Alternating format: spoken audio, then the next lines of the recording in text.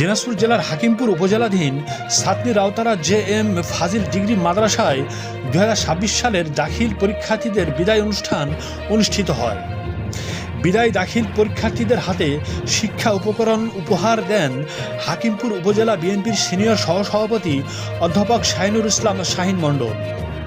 এ সময় সেখানে উপস্থিত ছিলেন ৯ নং ওয়ার্ড পৌর বিএনপির সভাপতি ও সাবেক পৌর কমিশনার আবদুল্লাহেল মামুন সাইফুল, উপজেলা বিএনপির যুগ্ম সাধারণ সম্পাদক মোফাজ্জল হোসেন মোফা, যুবদলের সদস্য সচিব এনামুল হক তাজ, পৌর বিএনপির নেতা দুলাল হোসেন ও মোস্তফা আহমেদ মিঠু সহ আরও অনেক সুধীজন। উক্ত বিদায়ী অনুষ্ঠানে সাতনি রাউতারা জে.এম. ফাজিল ডিগ্রি মাদ্রাসা থেকে যারা দাখিল পরীক্ষায় জিপিএ 5 পাবে তাদের প্রত্যেককে 5,000 টাকা করে পুরস্কার দেওয়ার ঘোষণা দেন হাকিমপুর উপজেলা বিএনপির সিনিয়র সহসভাপতি অধ্যাপক শাহিনুর ইসলাম শাহিন মণ্ডল।